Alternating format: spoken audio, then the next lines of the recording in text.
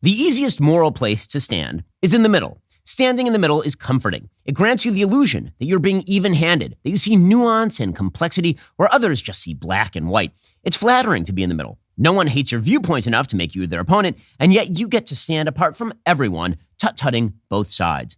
When it comes to Israel and its terror-supporting enemies, the West has, for some decades, taken precisely that middle position. Sure, Israel should be able to defend itself, but not too much. Yes, Israel has the right to exist, but it must make concessions to those who openly seek Israel's destruction. When Israel's enemies pursue the worst atrocities in 4 generations, it's difficult to maintain that position of studied neutrality, in which attacks on Israel are chalked up to political differences and shrugged away. It turns out that scenes of brutally massacred children, women, and men tend to upset the moral stomach.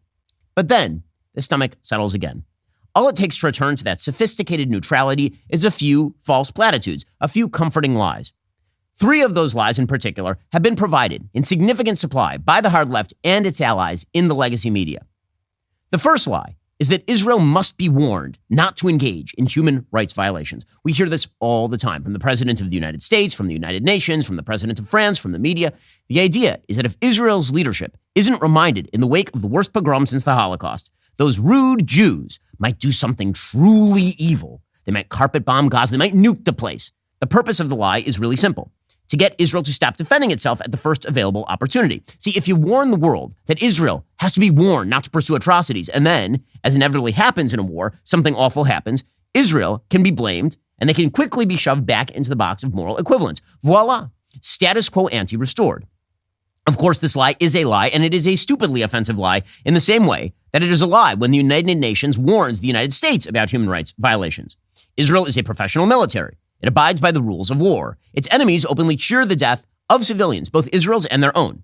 By all rights, the entire political and media infrastructure ought to be using their supposed moral suasion on human rights to convince Hamas to release hostages and protect, Gazan civilians. But of course, there's no interest in that. The lie must be maintained. Israel has to be warned about human rights because secretly, if it weren't for the intervention of the West, the Jews would just be like Hamas. That's lie number 1. Then there's the second lie, that we must all remember the vaunted peace process. Yes, the 2-state solution, the peace process that was obviously and clearly and openly stated a ruse undertaken by Yasser Arafat in order to provide the jumping off point for a genocidal war on the Jews. The peace process that has ended in the election of Hamas in the Gaza Strip, the leadership of the Palestinian Authority and Islamic Jihad in the West Bank. We must, the lie goes, remember the 2-state solution. It's just so important. Of course, this lie is dangerous too. It's dangerous because once again, it inevitably places the blame on Israel for murder of Jews in Israel. If only the Jews had made more concessions, other than, the partition plan of 1947 accepted by the Jews, rejected by the Arabs, or the Egyptian-Israeli peace deal of 1979. The Arab states boycotted Egypt after Anwar Sadat's peace with Israel for almost a decade. The Oslo Accords themselves, Ehud Barak's 2000 Camp David proposal rejected by Yasser Arafat, who then initiated a violent terror war resulting in the death of 1,184 Israelis. The Gaza withdrawal of 2005, Hamas was elected and has been launching terror attacks ever since. Ehud Olmert's 2008 peace plan rejected outright by Mahmoud Abbas without a counteroffer, and even Donald Trump's so-called deal of the century rejected before even being seen. But the lie goes, Israel must continue to make painful concessions. If they don't, Jew murder is inevitable. So when Jews get killed, it's actually the Jews' fault. Moral equivalence restored. Finally, there's the third and most comforting lie, that anti-Zionism, the wish for the destruction or non-presence of the state of Israel, has nothing to do with anti-Semitism. That lie is currently being encouraged by the equation of anti-Semitism with Islamophobia. This is happening all over the place. The anti-Semitism we see today on college campuses is part and parcel of the anti-Semitism that ended with the slaughter of 1,500 Jews in the Gaza envelope. Hatred of Jews is the driving force behind hatred of Israel. But in order to restore any semblance of moral cover for hating Israel, you have to separate anti-Semitism from anti-Zionism. This allows you to hate Jews while pretending to just hate Israel. The easiest way to accomplish this is to downplay the obvious reflection between international Jew hatred and attacks on Israel, and instead to subsume anti-Semitism under a broader, different rubric of lack of multicultural tolerance. Now, this is a lie, and it's an obvious lie. Of course, there are occasional acts of targeting of Muslims. And they are nothing like the targeting of Jews. These are not the same category. They do not follow the same logic. They're not the same perpetrators. They do not occur anywhere near as frequently. They are not spurred by the sort of cycle of violence in the Middle East talk that you keep hearing about. All of these comforting lies are useful in allowing the morally idiotic to attempt to regain a moral high ground via a falsely restored moral equivalence. and how eager they are for that moral equivalence, how badly they want it, how deeply they seek it. How many people are itching for some terrible thing to happen in the war so they can blame Israel and then go right back to Israel and its opponents. They're just the same. A site gets bombed by Israel that is a Hamas site, and some of the shrapnel hits the wall of a church and some people get killed, and it's Israel was targeting a church. People are looking for the off-ramp. This moral equivalence allows, for example, leftist Jews to pretend they won't be lumped in with their fellow Jews by the intersectional coalition. It allows the intersectional to pretend that they are on the side of the righteous, even as they make excuses for Hamas. It allows the international community to continue to pressure Israel after the biggest mass murder of Jews since, again, the Holocaust. Never again doesn't apply, after all, if the Jews, in the end, are part of the problem. And so, after approximately 1 week of global dyspepsia with the evil of Hamas, the world is gradually returning to its steady diet of moral equivalence. They're doing so with eagerness. This is why the New York Times was so excited to run with the false story of an Israeli airstrike on a hospital, believing a genocidal terror group from the jump. That story would have made their lives so much easier. Even in their retraction yesterday, they're still claiming the problem wasn't that they trusted Hamas, but that they just moved too fast. It was really not their fault, after all. Quote, the early versions of the coverage and the prominence it received in a headline, news alert, and social media channels relied too heavily on claims by Hamas and did not make clear that those claims could not immediately be verified. The report left readers with an incorrect impression about what was known and how credible the account was, says the New York Times. Of course, the real problem was trusting Hamas at all. But you can't trust Hamas, can you? The only reason to trust Hamas from the jump is because, again, you wish to restore that moral equivalence. Moral equivalence between a legitimate state that protects its citizens and a terror group that seeks the extermination of that other state's citizens and shields its own rockets with civilians. That ends with blood. It ends with blood. Calls for concessions to terrorist groups end with blood. Preventing military intervention to protect citizens of the West from terrorists ends with blood. Moral equivalence is a sin. Standing in the middle is not a sign of some sort of moral righteousness. It is a sign of weakness of mind and lack of moral backbone. In just 1 second, we'll get to more on these lies because these lies have become incredibly prevalent. You're seeing them all over the place, promoted by everyone from Joe Biden to Barack Obama to certain members of the right. We'll get to that momentarily. First, Pure Talk recently announced they would alleviate $10 million in veteran debt by Veterans Day. Thanks to your support, they're 53% to that goal with 2 weeks to go. Think about this. The U.S. military is made up of 100% volunteers. These are men and women who willingly sacrifice everything they have for this country. When they're done serving, they return home to a tight job market and outrageous living expenses. This is why I'm happy a private company like Pure Talk has jumped in to help. When you switch to Pure Talk's lightning-fast 5G network, they'll donate a portion of every new order to this noble cause. You can make a real difference just by choosing superior cell phone service. So you get better service at a lower cost, and you happen to be helping veterans at the same time. Pure Talk's plans start at just $20 a month, offering unlimited talk, text, more data, and a mobile hotspot. Just head on over to puretalk.com/Shapiro. Make that switch today. Let's rally together, show unwavering support for our veterans. Visit puretalk.com/Shapiro. Switch to Pure Talk today. It's the right move. It's the American way. Again, visit puretalk.com/Shapiro today. I take all my calls via Pure Talk. They have an excellent cell phone network. The tower network is great. The coverage is great. Costs me less money. Go check it out right now. puretalk.com/Shapiro. Okay, so let's get to some of these lies. Because again, the narrative is switching, and it's switching really fast, really fast. Now, I would just like everyone to remember, after 9/11, it took a couple of years for the narrative to switch to the overarching evil of America and America's role in the Middle East. And maybe actually bin Laden was right. Maybe it was American imperialism that drove. It took a little while to get there. When it comes to the Jews, it takes like 5 seconds. So Jews get slaughtered, by the way, in overwhelmingly peacenik leftist areas of Israel.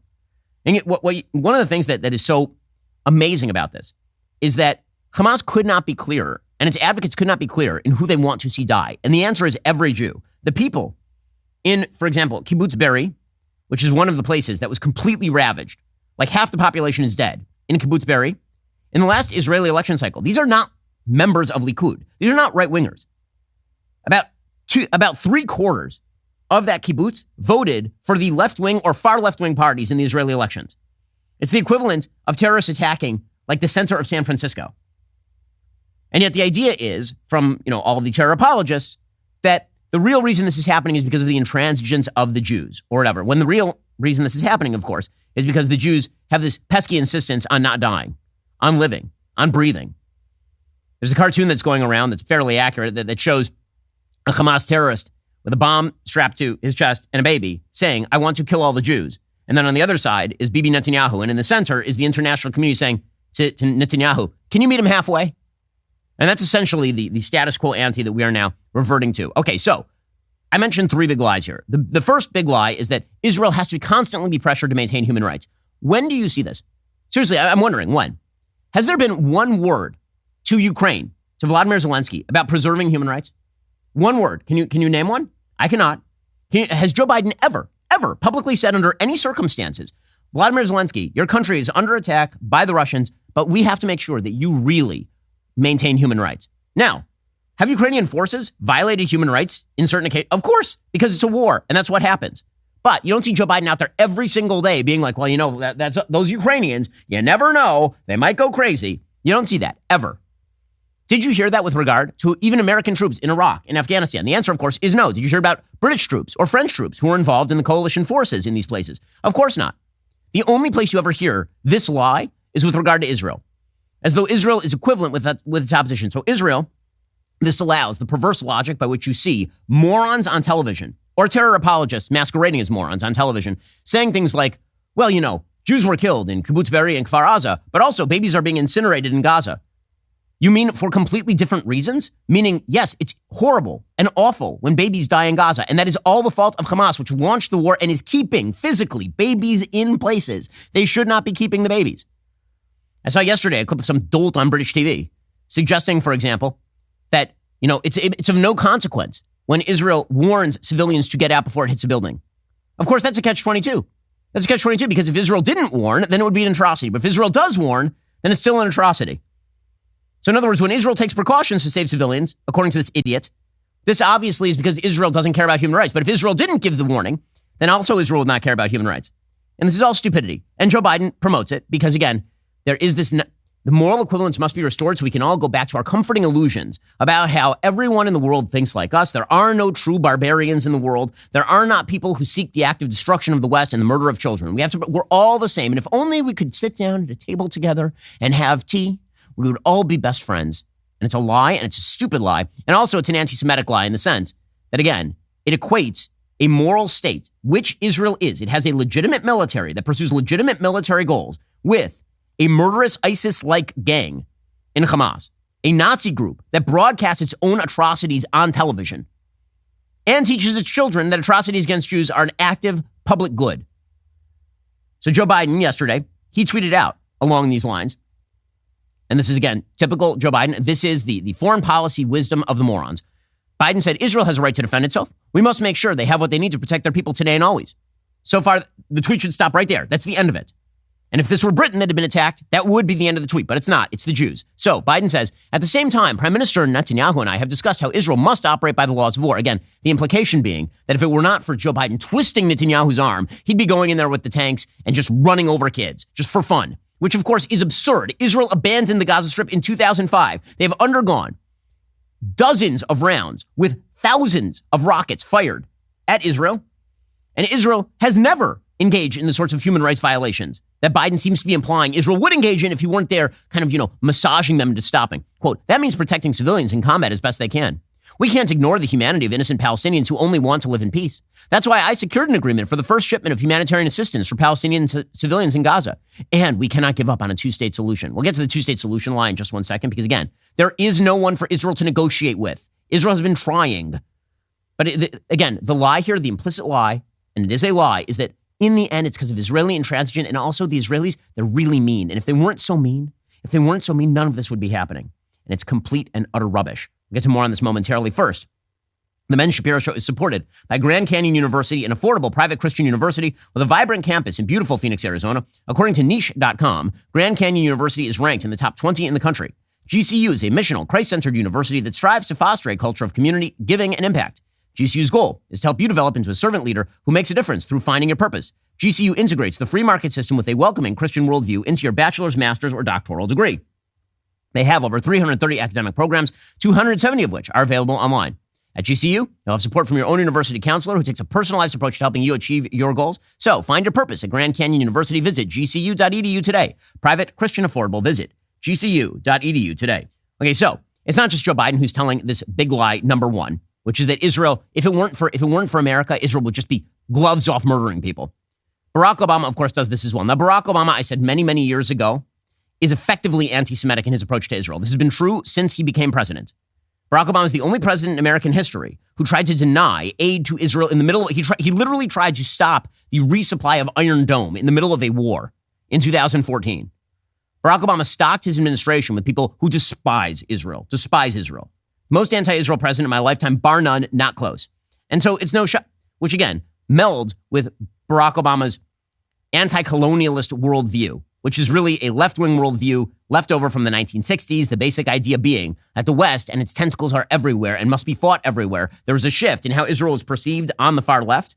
From 1948 to 67, Israel was considered actually an anti-colonial state because it had thrown off the British and had allowed the indigenous people of Judea, namely the Jews, to return to their homeland. And then after the Jews won in 67, the Soviet Union decided that Israel was too pro-Western. And so they ginned up this whole new post-colonialist nonsense where Israel is actually a Western colonial occupier, which is an amazing switch in time to save time. But Barack Obama really believes that. That's how he talks about the state of Israel on a routine basis. In fact, in a speech that he made while he was president, talking about the roots of the state of Israel, he didn't attribute it to Israel's historic presence. He didn't attribute it to, Jewish history or Jewish presence. He attributed it all to the Holocaust, meaning Israel was a colonial state, right? That's Barack Obama's mindset. So he has said virtually nothing about this entire conflict. And now he puts out a statement, thoughts on Israel and Gaza, because we needed to hear from him. He was so successful in this arena, was Barack Obama. We need to hear from him. So he throat clears for a couple of paragraphs about how Hamas is bad. Right? It's been 17 days since Hamas launched its horrific attack against Israel, killing over 1,400 Israeli citizens, including defenseless women, children, and the elderly. As I stated in an earlier post, Israel has a right to defend itself. But, right? And there's the big but, as we say. But even as we support Israel, we should also be clear that how Israel prosecutes this fight against Hamas matters. In particular, it matters, as Joe Biden has repeatedly emphasized, that Israel's military strategy abides by international law, including those laws that seek to avoid to every extent possible the death or suffering of civilian populations. Upholding those values is important for its own sake, because it is morally just and reflects our belief in the inherent value of everyday life. By the way, if you cared about any of this, the first priority is the destruction of Hamas. They're the biggest human rights violators on the planet right now. And yet, I don't see Barack Obama talking about that sort of stuff.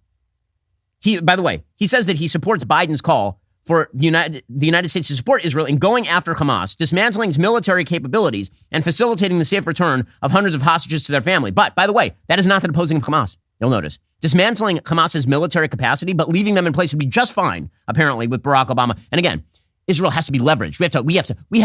Barack Obama's going to stand there, he's going to tell them, all those Jews, if I don't tell them that they need to stop, then they're just going to go in there and they're going to be brutal. They're going to be horrible. And then he says, this is an enormously difficult task. War is always tragic. Even the most carefully planned military operations often put civilians at risk. As President Biden noted during his recent visit to Israel, America itself has at times fallen short of our higher values when engaged in war. And in the aftermath of 9/11, the U.S. government wasn't interested in heeding the advice of even our allies when it came to steps we took to protect ourselves against al-Qaeda. Now, after the systematic massacre of Israeli citizens, a massacre that evokes some of the darkest memories of persecution against Jewish people, it's understandable. Many Israelis have demanded their government do whatever it takes to root out Hamas and make sure the attacks never happen again.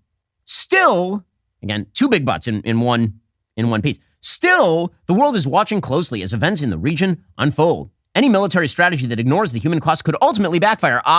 Here, and again, there it is, right? There it is. If Israel defends itself, they're just going to be planting the seeds for more anti-Semitic attacks, which means it's really Israel's fault. It's really Israel's fault in the end. If Israel goes in too hard and they take out Hamas, but Hamas has put too many civilians in front of its rockets, well, all that's going to do is it's going to create more terror against Israel. And then really, who's to blame? The Jews, says Barack Obama.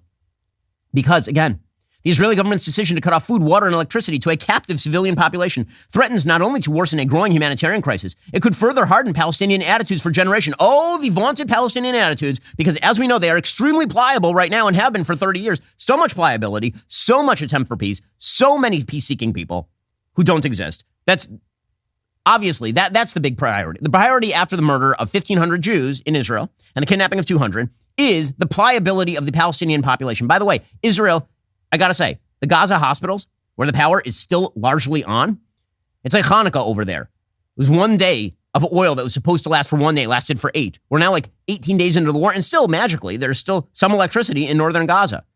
By the way, there's still water in many. Why? Because Israel provided 5 to 10% of all the water in the first place. By the way, there's still full power and water in the south of Gaza. The entire purpose of cutting off the water and power in the north is to send people to the south so you can do military operations in the north. But Barack Obama knows that. Instead, he's just promoting this lie. And it goes on and on and on and on.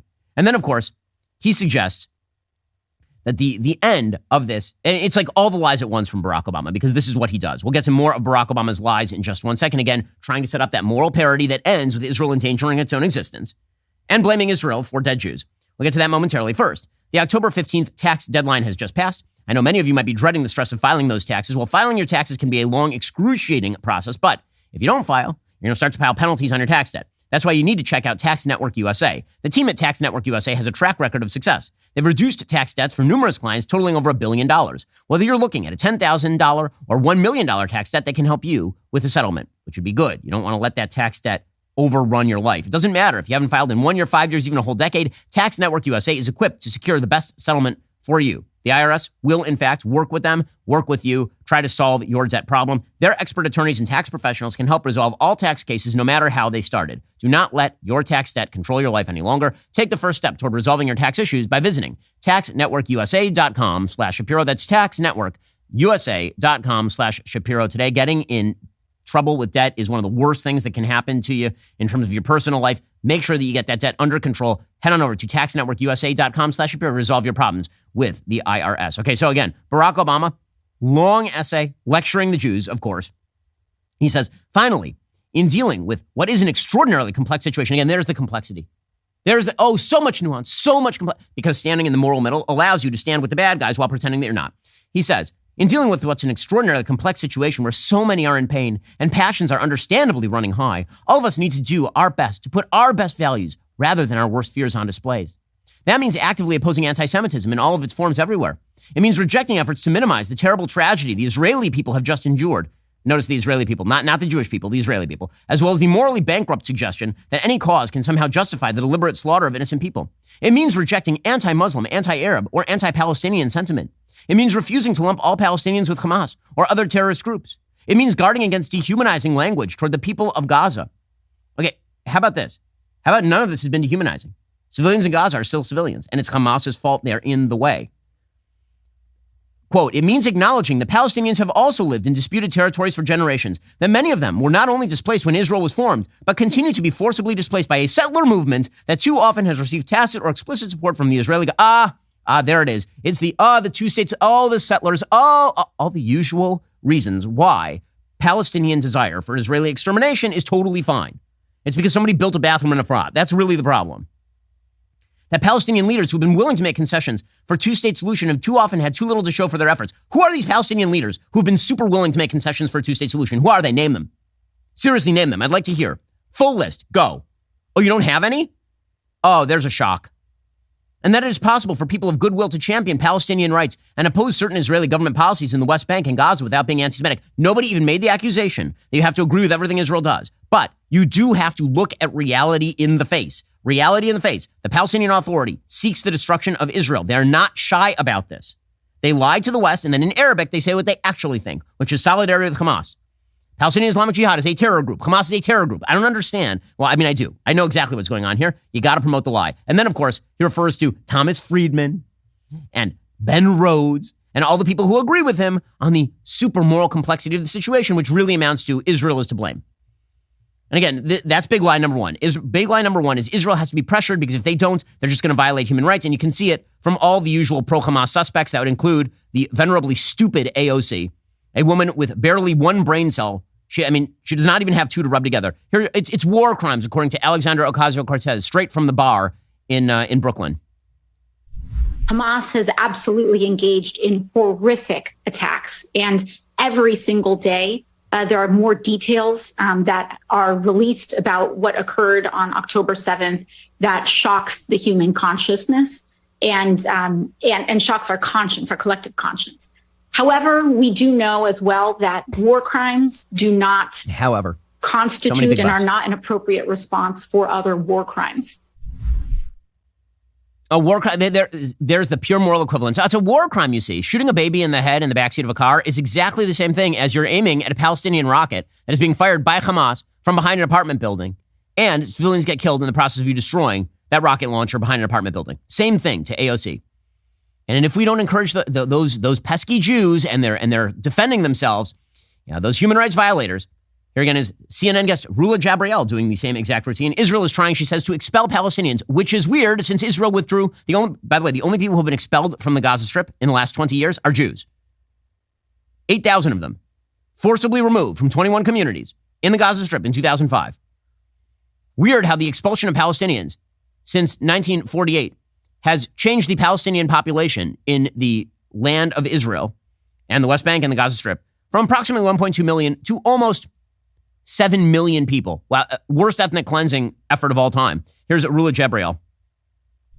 I mean, what Israel is suggesting to those countries, but also to the Palestinians, we would basically expel you, millions probably, and this is a definition of ethnic cleansing. If you're allowing refugees to exit, but never to enter to the land they belong to, you're basically creating a massive refugee crisis. So a country that is already paying the prices of other refugee crises. So the only alternative that they're trying to ask the administration, pressure Israel to create basically a place where if you really care about human life and the sanctity of human life and international law as well, Israel is the ultimate power that can determine what to do with, refugees. Oh, it's Israel that has to do it. So Hamas, by the way, was in control of this entire area for 20 years, but Rula Jebreal had nothing to say about that. Nothing. Zero. Zip. Zilch. Egypt could take control of this entire area and make it into a paradise. Have they done that? No. No. By the way, Israel has 20% of its citizens are Israeli Arab. 20% of its citizens. This talk of ethnic... Israel did not want to be in the Gaza Strip. They don't want to be in the Gaza Strip. The only reason that there is a refugee problem right now is because Hamas uses civilians as not only its human shields, but as its targets for indoctrination.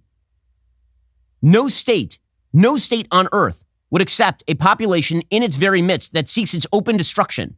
And if they do, that's a suicidal state. If Israel had its druthers, Israel would have turned the Gaza Strip into Hong Kong. That was the offer in 2005. And instead, Hamas turned it into what you would imagine a terror state. But again, this is the lie. The lie is that, it's always Israel. It's always, go back right to the moral equivalence. An idiot who resigned from the State Department named Josh Paul, former director of the State Department's Bureau of Political Military Affairs, he resigned from the State Department. Why? Because he says that the United States needed to force Israel to abide by human rights. He said, on October 7th, when Hamas massacred Israeli civilians, I felt sick to my stomach, both because of the horror being visited upon innocents and because I knew what would come next. That's really it. Yes, because he knew what would come next. Those bad Jews. Okay, so that's big line number one. Big line number two is that Israel effectively, anti-Zionism is not anti-Semitism, and that really, when we're talking about the rise in anti-Semitism that we're seeing all over the globe, when we see giant crowds in the streets in London chanting, "Free Palestine," which means murder all the Jews in the area, or when we see people in Sydney chanting, "Gas the Jews," they don't actually mean gas the Jews. They mean that Israel should be nicer. That's what they actually mean, that it's transmuted. And thus, anti-Semitism, Jew hatred, is not actually like, in any way, wanting the destruction of the state of Israel. See, here's the thing. If you admit that anti-Zionism is anti-Semitism, the calls for a two-state solution become untenable. The reason they become untenable is because everyone in the Palestinian Authority and Islamic Jihad hierarchy, everyone, and by the way, large swaths of the Palestinian population are anti-Zionist. When I say large swath, I mean nearly everyone is anti-Zionist. So if you admit that anti-Zionism equals anti-Semitism, you're admitting that that population is anti-Semitic. And you can't make a deal with anti-Semites. So instead, there has to be this self-flattering Western bizarre view that anti-Zionism and anti-Semitism are two separate things. Again, that was completely exploded October 7th when a group of very left-wing, many of them peace activists in Israel were slaughtered wholesale by jihadis. That was destroyed, but they're going to go right back to status quo ante. So if anti-Semitism is not anti-Zionism, if these are two separable things, then what is anti-Semitism most like? Well, the best way to hide this is to pretend that anti-Semitism and Islamophobia are two aspects of the same thing. They're just part of a broader rubric of a cycle of violence that when Muslims call for the destruction of, radical Muslims call for the destruction of the state of Israel, when they go into the streets of Sydney and chant "Gas the Jews," that's just part of a cycle of violence in which Jews are doing the same thing to Muslims, and it's just a cycle of violence altogether, and it really has nothing to do with Israel per se. So we can put pressure on Israel, which just got absolutely destroyed in the South. We can just, so that's the goal here, right? Tie these together. And you're seeing the administration do this like all the time. And Norm Macdonald had a tweet from 2016 that started to go viral again. And it should go viral because it's really funny, in which she said, quote, "What terrifies me is if ISIS were to detonate a nuclear device and kill 50 million Americans, imagine the backlash against peaceful Muslims." And that is precisely the line that is now being taken by so many members of the media, so many members of this administration, so many members of the left, is that, oh my God, the rise in Islamophobia that's going to be attendant on the murder of 1,500 Jews is just it's going to boggle the mind. The rise in anti-Semitism, the rise in Islamophobia that's going to be attendant on, seeing hundreds of thousands of people march in solidarity with terrorists. Wow, we can't allow that. And anti-Semitism and Islamophobia, they are both just from the same place. They're the same people. That's what's really happening. Okay, now it's not. It really, really is not. That doesn't mean there aren't people who aren't racist against Muslims or who see people with brown skin, don't like them. Okay, that is a very different thing from what we are seeing right now, which is the desire to full-scale exterminate the state of Israel because it's filled with Jews. If the state of Israel were not filled with Jews, they would not be interested in exterminating it, would they? In any case, here was Karine Jean-Pierre yesterday. She was asked about the rise in anti-Semitism in the United States, which, Jews don't feel comfortable on campus because many of them have been beaten up. Jews in Skokie are being confronted with mass protests in favor of Hamas. Every Jew I know personally, like literally every Jew I know personally, is obtaining a gun. Everyone. Because of the rise in anti-Semitism. But here's Karine Jean-Pierre's asked about anti-Semitism, and she immediately swivels into Islamophobia land. And so you have to ask, why? You have to ask yourself why. And the answer is, again, it's that desire to separate off anti-Zionism from anti-Semitism by instead lumping together anti-Semitism and Islamophobia under some sort of broad rubric of all discrimination is bad. Here is Karine Jean-Pierre, incompetent press secretary. Level of concern right now about the potential rise of anti-Semitism in light of everything that's going on in Israel? So a couple of things. We have not seen any credible threats. I know there's been always questions about credible threats, and so just want to make sure that that's out there. But look, Muslim and those perceived to be Muslim have endured a disproportionate number of hate-fueled attacks. And certainly President Biden understands that many of our Muslim, Arab Americans and Palestinian American loved ones and neighbors are worried about the hate being directed at their communities. And that is something you heard the president speak to in his address just last Thursday. Well, I heard the question being about anti-Semitism, and yet you immediately swiveled into Islamophobia. How weird. How strange. Why? Because if you can swivel into Islamophobia from a question about anti-Semitism, this allows you to avoid the real-time, real-world implications of the fact that anti-Israel is anti-Semitic. That's what that is. Instead, you just misdirect.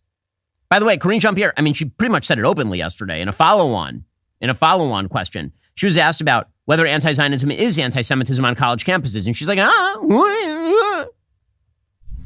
I know John Kirby addressed the protests on college campuses, and I appreciate that the president respects First Amendment rights to protest, but does the president view anti-Israel protests and sentiment on college campuses as anti-Semitism? So look, I'm not going to get into what's happening across the country and at different universities. Not going to get into the specifics. As the Admiral said, the First Amendment right? That's what something, peaceful protest is really part of our democracy, being able for folks to these people are pathetic. I'm sorry. This is the most pathetic bullshit I've ever heard. When she says this kind of stuff, just cut her off. She's a moron. When she says this sort of stuff, just remember,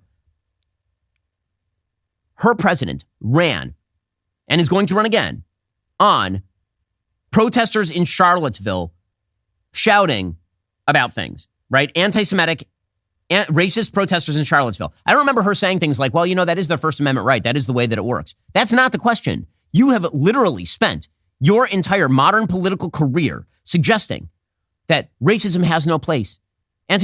Islam, these have no place. They have no place. But when you see it manifest every single day on college campuses where thousands of people are marching in solidarity with a terrorist group, then, well, that is free speech. We have nothing to say here. Nothing to say here. Because again, the idea here is that you can be as anti-Israel as you want to be, up to and including the slaughter of Jews. And that's basically just like Islamophobia. By the way, just on the merits, can we point out here that the number of anti-Jewish incidents in 2022, there were 1,590 federally reported incidents related to religion in terms of hate crimes. 51.4% were against Jews. A majority were against Jews. How many were quote-unquote anti-Islamic? 9.6%. So in other words, five times as many hate crime incidents against Jews as against Muslims. But the administration is focusing in like a laser beam on Islamophobia. Again, the idea of doing that is to lump together all forms of discrimination so you can pretend that anti-Semitism is not a difference in kind from Islamophobia and that all of it springs from just, people who are mean in their hearts, as opposed to an actual political position that the state of Israel should be eviscerated and that the Jews ought to go as well. In a second, we'll get to big lie number 3, which is the one that is the most comforting to people, which is, can't we just do a two-state solution? Can't we just? We'll get to that momentarily. First, our friends over at Genocide have launched a new product called Genocide 3, which works fast on your under-eye bags and puffiness. Genocide 3 is smoother, more luxurious, and it uses advanced technology to deliver complex vitamins and minerals directly to your face for instant hydration. It's basically like Gatorade for the skin. Not only has Genocide been a huge partner for the show, but we've been using them for like a decade in my family. So the first time I ever advertised for Genocide was not on my podcast. It was actually on a radio show, a group radio show that I did in Los Angeles. We got free product at the time. We started using it. We've been using it ever since. The new Genocide technology keeps your skin looking young and healthy for years to come. The Genocide Fall Classics package, it also includes a jawline treatment for a more firm neck and jawline. It includes that Genocide anti-wrinkle moisturizer and deep firming serum. Head on over to Genocide.com/Shapiro for extra discounts on this amazing fall package. Get your skin ready for the cold and dry weather. If you don't look and feel your absolute best, you'll get your money back. No questions asked. That's Genucel.com/Shapiro. Again, Genucel.com/Shapiro. GENUCEL.com/Shapiro to get started. Also, there's been a lot of talk in the last couple of years about how Disney has moved far to the left and is pushing left-wing politics on kids. You remember those videos released by Chris Rufo showing high-ranking members of Disney's brass talking about queering the children and all of that. Well, many of you have been asking us for an alternative in kids media. Well, it's finally here. My kids love it. The Daily Wire just launched Bentkey, our brand new kids entertainment platform. It is absolutely safe for your kids, and the entertainment on it is great. My 3-year-old, she loves it. So does my 7-year-old, so does my 9-year-old. They're all sitting there and they're watching Bentkey product, not because I happen to be a part owner of the company, but because Bentkey is really great stuff. I mean, we're talking about shows that are fun to watch for the whole family, that they are really clean, they reflect your values. They're excellent. Now, the left has been trying to figure out what's wrong with it, and they're having a really tough time. So the Daily Beast ran an entire piece basically admitting that Bentkey is great and that its material is fine, but they're really mad at it. And the reason they're mad at it, of course, is because it provides an alternative. The left would not like you to have an alternative. The left would love for your kids to watch YouTube for the kids, and then the next video to be some trans influencer telling your kids about how gender is a spectrum. They would love that. And they don't like the idea that you can just turn that off and come on over to Bentkey. They don't like that idea. And so they're trying to find angles to attack it. They're having a tough time. Bentkey is excellent. It's brand new. It's ready. It's available to download right now. Again, it's an entirely new company from the Daily Wire dedicated to creating the next generation of timeless stories that transport kids into a world of adventure, imagination, and joy.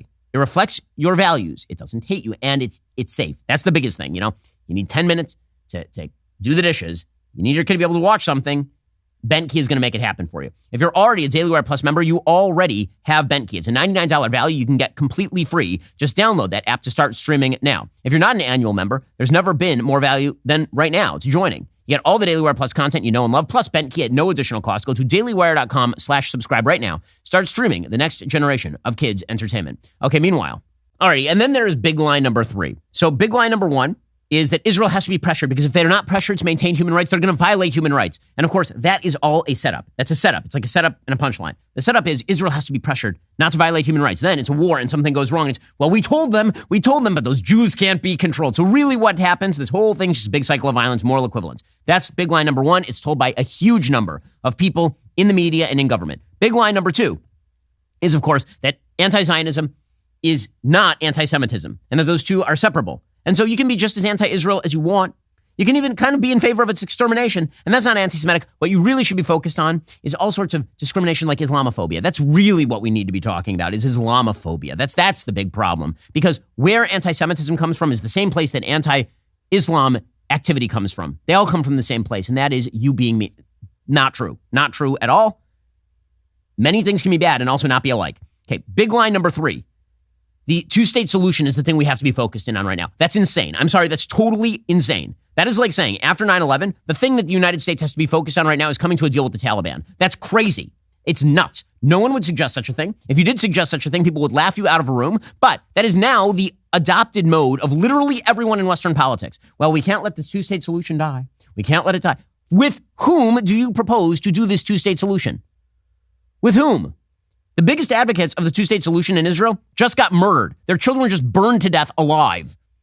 That's all, again, the communities around the Gaza envelope, those places are, by and large, members of the political left in Israel. It doesn't matter to these folks. It doesn't matter at all. So this is where you get Joe Biden's tweet again. Joe Biden talking about the two-state solution.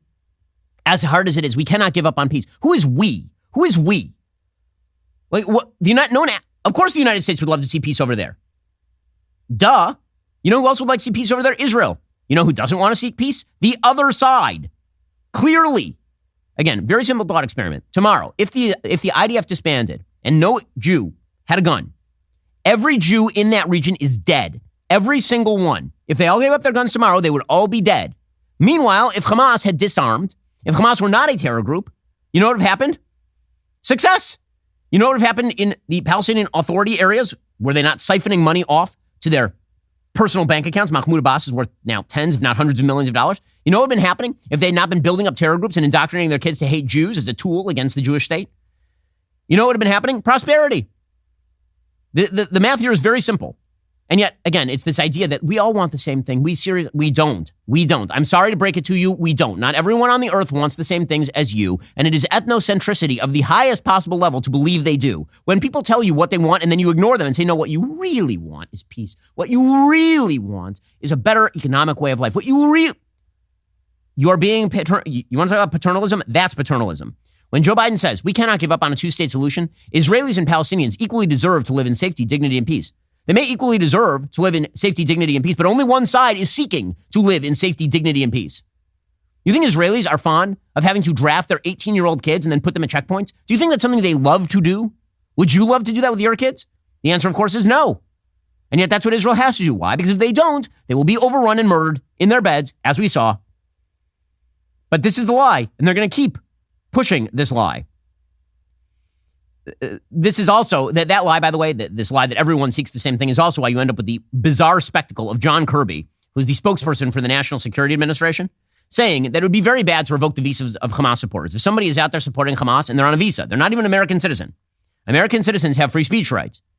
But if you are a visa holder, you do not have the ability to support a terror group. In fact, we won't give you a visa if you support a terror group. And it can be applied retroactively, legally speaking. Now he's just going to lie. And he's going to pretend that if you're a visa holder, let's say that you're a foreign student from Egypt, and you're out there in the streets shouting, from the river to the sea, Palestine will be free.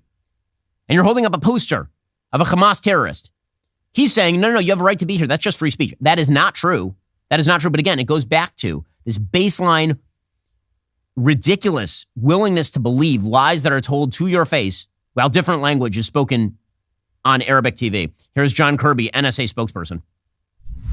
And there's been an uptick on the right among some Republicans who have called for students or foreign nationals who are demonstrating in some of these pro-Palestine demonstrations or, allegedly pro-Hamas demonstrations to have their student visas pulled or to face deportation.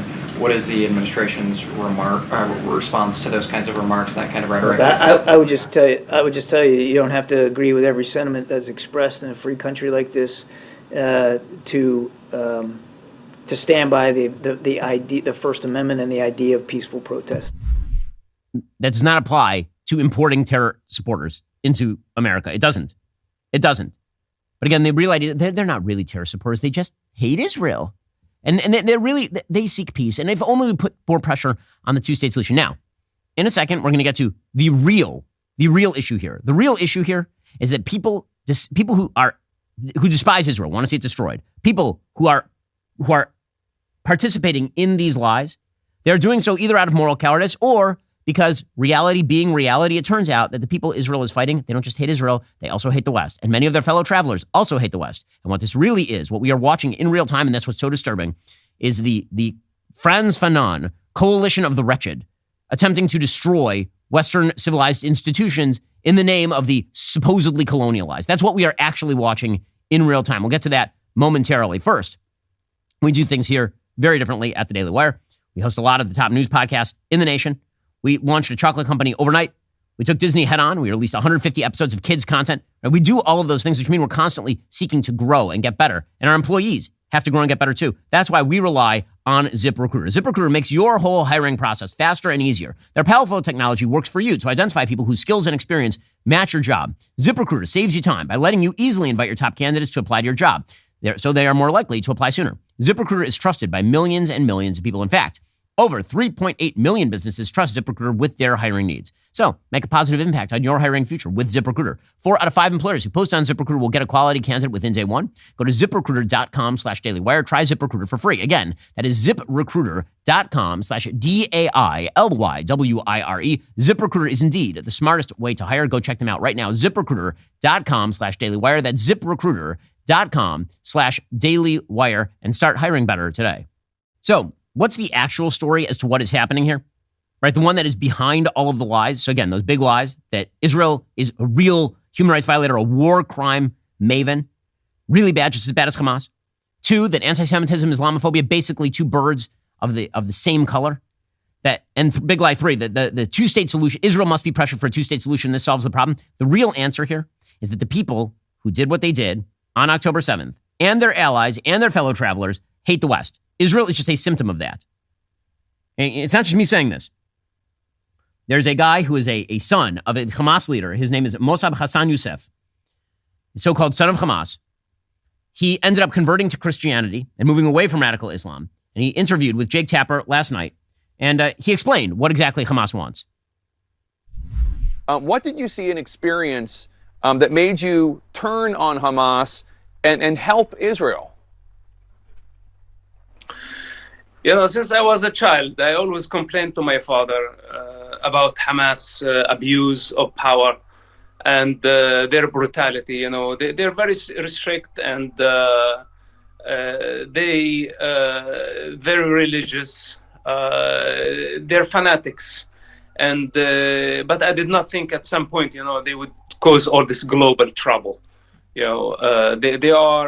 We saw their brutality.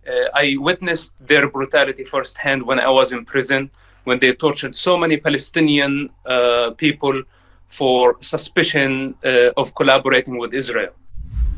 Okay, so again, he goes on. He suggests that the fight right now is that Israel is actually on the West side, even if the West doesn't want to acknowledge it. Here he is.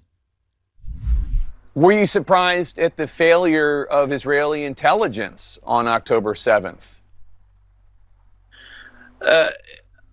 Listen, there was a failure, but this is not the time to blame anybody. There is corruption, there is failure, there is lack of leadership, but this is not the time now to blame anybody. This is the time to get unified. You know, the United States need to give Israel the necessary cover to uproot Hamas. You know, Israel is fighting on behalf of America. Israel is fighting on behalf of the Palestinian people. Israel now is fighting on behalf of the free world. This is not a political propaganda. He is right about that. Now, here's the thing. The Hamas fight against the free world, that is backed by a group of people who abide by a particular philosophy. That philosophy in the West is the post-colonial philosophy. 1,700 sociologists yesterday. So first of all, sociology is a nonsense. It's a nonsense field of study. Sociology is a made-up field of study almost entirely. There are some good sociology books that have been written, but as a field of study, it is a mishmash of absolute garbage, stupidity, and some interesting insights. That's what sociology is. But 1,700 sociologists, including signatures from professors at Harvard, Yale, Princeton, Oxford, Brown, Berkeley, signed a letter in solidarity with Gaza and the Palestinian people. And here's what they write. And again, this says the whole thing. Quote, sociology as a discipline is rooted in recognition of relationships of power and inequality.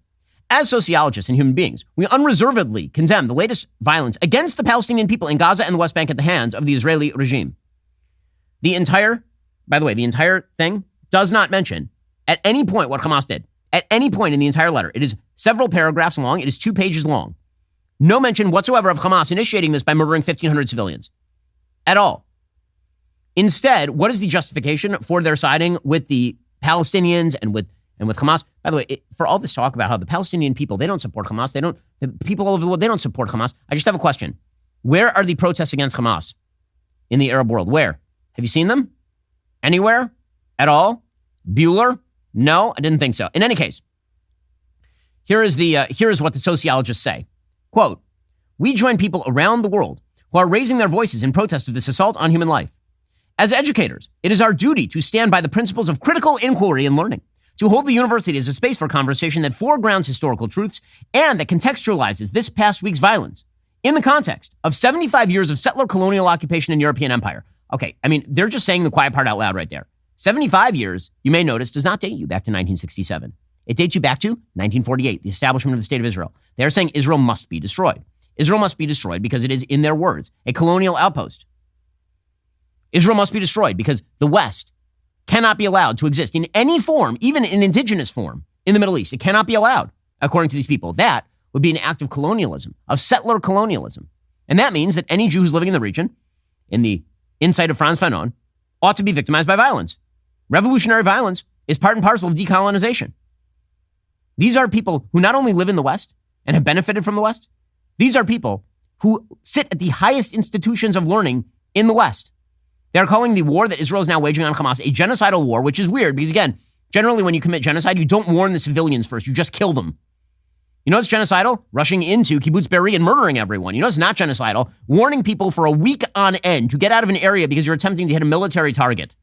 That's not the same thing. They say this stance follows in the tradition of the civil rights movement, anti-war and anti-apartheid protests of decades past. Aligning ourselves with these freedom struggles, we call on all of our colleagues to stand in solidarity with Palestinians and against settler colonialism, imperialism, and genocide. And this letter is so revealing because this is really what it's all about. The same people who believe that Israel is a colonial settler imposition believe that the West is entirely colonial settler imposition, that the West ought to be dismantled, that the West is an imperialist structure because it's supported by things like capitalism and free markets and free movement of labor and free speech. Those things are bad. They are settler colonial movements that must be destroyed from without or from within. That is what this is all about, which presumably is why these higher educators are, for example, at Oxford, now going to debate a motion on Thursday calling for, quote, Intifada until victory. A motion shared with Oxford members of the University and College Union reportedly states that the branch believes that, quote, only a mass uprising on both sides of the Green Line and across the Middle East can free the Palestinian people. Both sides of the Green Line would mean violence inside Israel. Right? The Green Line, for folks who are not versed in Middle Eastern politics, that would be the territory held by Israel before the 1967 Six-Day War initiated by the Arabs. They're saying that they want violence across the Middle East in order to, quote unquote, free the Palestinian people, which would amount to what? Destroying Israel, obviously. This apparently says, quote, that the war is a direct consequence of decades of violent oppression of the Palestinian people by the Israeli state. Again, it's all the Jews' fault. And it goes on to say it is the duty of the international movement of workers and youth to support this struggle. And they call for a socialist federation of the Middle East and Intifada until victory. That's what this whole thing is about. That is what this whole thing, and they're just saying it out loud. So you wonder why Queers for Palestine, which makes no sense. And I know there are a lot of people on the right who are puzzled by this. Why are there a bunch of people with trans flags marching alongside people who would behead them at the first available opportunity? Why?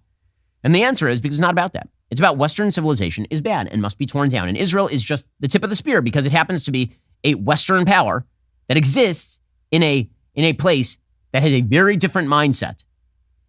And so it has to be dismantled. That's the thing that matters more than anything else. That's what this is really all about. Okay, meanwhile, in terms of the latest news, 2 more hostages were released overnight. Hamas set free 2 really, really elderly hostages, and they testified to the fact that Hamas has hundreds of kilometers of tunnels underground. Right now, what Hamas is attempting to do is separate off certain hostages from other hostages. They've been focusing in on the ones they think will be most sympathetic to the world media. So that means people who have connections to American media or dual citizens. They are going to hold, presumably, the male hostages that they have taken until they shoot them or kill them. That is their goal. And they're going to try to get the West to basically put pressure on Israel for a ceasefire. That Israel will just pretend that the terror attack didn't take place if the hostages come back. And Joe Biden, unfortunately, because he is no longer with us, he's making sounds like that. So here was Joe Biden being asked about a ceasefire yesterday, and what in the world is he talking about? Is the U.S. supporting the hostages for a ceasefire deal? Why did you? We should have a ceasefire. Not a ceasefire. We should have those hostages released. Any cut Like, what is it? What is it? He says, first he says, sure, we should have a ceasefire. Then he's like, no, we shouldn't have a ceasefire. Then he's like, well, maybe we'll get the hostages home and then we'll talk about a ceasefire. Or maybe a ceasefire would benefit Hamas, which is why they are calling for one in the first place. Hey, there's one other concern that has now been raised to the fore. This is the concern on the part of some people on the right. And this is the concern. There's some people on the right who I think are being fully disingenuous and who are looking for an excuse to jump right on the same moral equivalency bandwagon as the left. I think there are certainly people like that. We've talked about them on the show before. I'm sure we'll talk about them on the show again. But one of the moves that's being made in order to stifle Israel's response to this is to claim that if Israel does respond, as it has to respond in order to root out Hamas entirely, that this will end in World War III. So yesterday, Tucker had on his program a general named Douglas Macgregor. Macgregor has in the past suggested that Jewish money is behind American support for Israel and all the rest. But Macgregor has military expertise. And he is essentially now warning that Armageddon is coming, which, and his proposed solution would be that Israel does nothing, which, by the way, absolutely promotes the idea of Armageddon. Because if Israel does nothing after 1,500 of its citizens are slaughtered and Hamas remains in place, the chances of a broad-scale, multi-front attack on Israel that will require American intervention go up radically. But Douglas Macgregor is on with Tucker Carlson. Tucker, of course, has been pushing a pacifist line on this since the beginning. Here was Tucker with Macgregor last night. Do you think that we are moving toward war with Iran? Yes, I do. And it looks like the chosen destination is indeed Armageddon. There doesn't seem to be any real appreciation for the implications for us and frankly, for Europe and the world, as well as the Middle East, of such action. For what it's worth, Macgregor has also been an advocate of the United States basically leaving Ukraine to fry. But when Macgregor says things like, we are right on the verge of war with Iran, the whole point is deterrence. Deterrence is a thing. You know what emboldens Iran? Weakness. This has been true for literally ever. But there's been this equation that's now happened on the right, where if you stand up to a terror power, the idea is that this somehow puts America in a position that is weaker, which again is a not right-wing position. That is not a conservative position. It's never been a conservative position so far as I'm aware. Peace through strength has been a conservative position for as long as I've been alive, certainly. This idea that you are heightening the chances of a world war if America actually flexes its muscles sometimes, it's a bizarre one. When what we know is precisely the opposite. The reason this attack was launched on Israel in the first place is because the Biden administration was conciliatory toward Iran. That's one of the reasons. The pullout from Afghanistan is another reason. So Macgregor says this thing won't stay contained, which would be mostly true if America weren't there to keep a lid on it. The whole point of America having aircraft carriers in the Mediterranean is to say, keep a lid on it. Don't open up a second front with Hezbollah, because that is going to tear the lid off. There are too many unknowns and uncertainties here. And, you know, everyone always assumes at the beginning of such a conflict, well, it'll be contained. We'll only have to fight these people, Hamas, maybe Hezbollah. It never works out that way. These things always last longer than everyone thinks. The resources required are much more profound than what we anticipated. And remember, we've already used up many of our war stocks in Ukraine. Okay, so when he's, first of all, everyone has an interest in keeping this contained. Everyone. So, but again, there's this ugly thing that's been happening. Tucker does it a lot, in which he suggests that if you disagree with him on the tactic to keep the thing contained, he and I want the same thing. No war with Iran, no American involvement in this region of the world that amounts to American boots on the ground. We all want the same thing here. But the idea is that if you think America should flex its muscles in order to push Hezbollah off the ball, for example, then this means that you actually want the war with Iran, which of course is really scurrilous. It is not true. Macgregor goes so far as to say we have to save Israel from itself, that Israel must be saved, that the only way is to cram down on Israel. What's going to save Israel, apparently, is some sort of peace deal brokered with Hamas by the Turks who support Hamas. That is Macgregor's actual solution here. The support for Israel is going to erode. And at the same time, the anger and hatred inside the region, which already dislikes Israel, is going to be phenomenal. So Israel is doing something that I think no one has ever accomplished, at least not in my lifetime, and that is uniting Sunni and Shia against itself. That's why I think we have an obligation to save Israel from itself. But that's not a popular position. Right now, it's bombs away and everyone is cheering. Well, I mean, save Israel from itself how? You mean they're going to earn the love of the Sunni and Shia world by not taking out Hamas and allowing its citizens to be slaughtered wholesale and taken hostage? And there's a fundamental misunderstanding of the region. I'll chalk it up to fundamental misunderstanding and not something more nefarious, because that's what it seems to be. But again, what is scurrilous is the implication that if you believe that peace through strength is an actual workable strategy in the Middle East, which historically it has been, that if you believe that, that somehow you're in favor of a broader war. And that, of course, is not true in any way, shape, or form. Alrighty, coming up, we're going to be joined by Andrew Klavan. He has a brand new book out. It's a lot of fun. Plus, we'll get to the politics of the day with him. If you're not a member, become a member. Use code Shapiro at checkout for 2 months free on all annual plans. Click that link in the description and join us.